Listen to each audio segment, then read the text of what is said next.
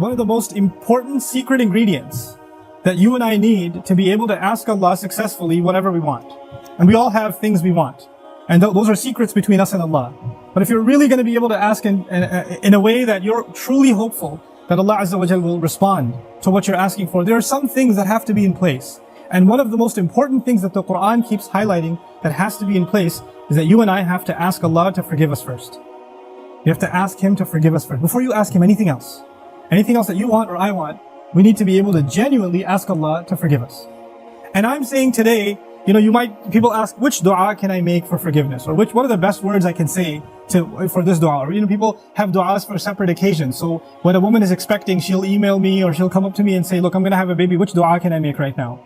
Or somebody will say, I'm going for a job interview. Which dua can I make right now? Right? There's always this, give me the special dua for the special occasion. Let me tell you, those words are important because they're sacred and they're revealed. But the dua for all occasions is actually seeking Allah's forgiveness. The dua to open up all of your problems, get rid of all of your problems. The one dua that takes care of everything is genuinely seeking Allah's forgiveness. Nuh alayhi salam invites his people, for over 9 centuries. He's doing constant da'wah to them. And at the end of that career, he looks back and he summarizes the message that he was trying to give them. Of course, he didn't have one speech with them. He didn't talk to them once or twice.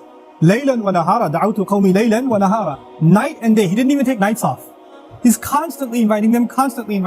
And in a surah dedicated to his name, Surah Nuh, the surah of Nuh alayhi salam, he himself summarizes the entire message he was giving his people this whole time. What is it that I want from you?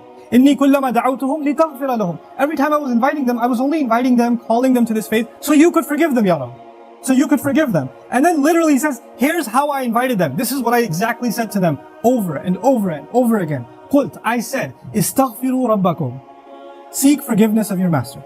إِنَّهُ كَانَ غَفَّارًا. Certainly Allah is someone who keeps on forgiving and keeps on forgiving and keeps on forgiving. And He does it repeatedly. But what He says after that is so remarkable.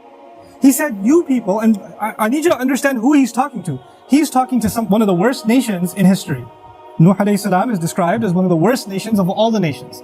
Places like Surah Al-Qamar, where Allah describes different nations, or even Surah Al-Dhariyat, Allah describes different nations of the past that rebelled against Allah, that rebelled against the prophets and were destroyed. When He gets to Nuh alayhi salam's nation, what does He say?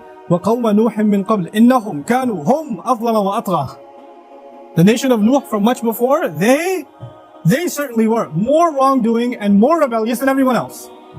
Like He has the worst condemnation of the people of Nuh. It makes sense. They had a messenger not for one generation, like every other prophet. They had a prophet, 3 generations, 4 generations every century. Every 2 decades, there's a new generation of kids that have grown up. And he's seen that century after century after century after century. He's seen 40, 50 generations of people. And they've all rejected Him. And He's making the same invitation to all of them. So the reason I brought this up is for a purpose. He's talking to very, very bad people. He's talking to the worst of the worst. What offer does He make to them? He says, "Istaghfiru rabbakum." Seek forgiveness of your master. Innahu kana ghaffara. He keeps on forgiving over and over and over again. You guys have been messing up over and over again. Allah keeps forgiving over and over again. But His offer doesn't stop there. He says, "Yursili as-samaa'a alaykum midrara." Yursili. It's actually jawab al-amr here. What that means is, if you seek His forgiveness, then Allah will open up the sky for you and it'll start pouring on you. Now that could be a reference to rain. It could be a reference to rain. And ironically, it's not a reference that you will get flooded. They did get flooded, right? They did get flooded. But Allah is talking about a different kind of rain now. If you seek forgiveness, that same rain that destroyed them will be the rain that brings them life. They didn't pray for rain. They didn't ask for rain. And Allah just asked them to make dua to be forgiven. But if you ask dua to be forgiven, the sky will open up and start pouring. Now Allah did not say water will pour. Allah did not say water will pour. He said the sky will pour. Because the sky has a lot more than water. The sky has forgiveness that comes from the sky. The sky has peace, tranquility, faith, your provision, the solution to your problems. They come from the sky. He will open the floodgates, and everything held from the treasures of Allah that you haven't been getting because you haven't been seeking forgiveness is going to open up. Just ask for forgiveness. You're asking to solve problem A, problem B, problem C. There are problems you don't even know you have. Allah knows that you have them. If you and I just became genuine people of seeking forgiveness, then those problems will start getting solved by divine intervention. يُرْسِلِ السَّمَاءَ عَلَيْكُمْ مِدْرَارًا. And that's not even enough. You're asking forgiveness for who? Yourself. استغفروا ربكم, and seek forgiveness for yourself. He says, وَيُمْدِدْكُمْ بِأَمْوَالٍ وَبَنِينَ, and He will extend you by giving you money and giving you children.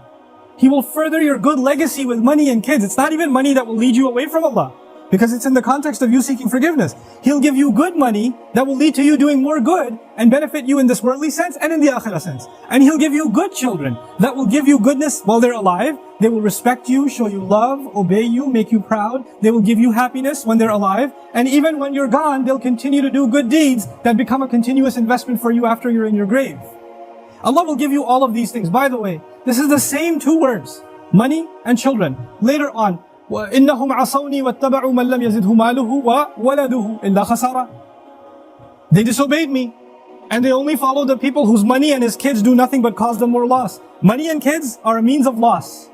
But when money and kids come from Allah, after you seek forgiveness, they become gain. See, it's the same money and kids. It's the same money and kids. The only difference is, now they have the blessing of Allah's forgiveness on top of them. It's like they were contaminated until Allah purified them with His forgiveness. Istaghfiru rabbakum, and look, seek Allah's forgiveness. What doesn't open up? The sky opens up in ways you can't imagine.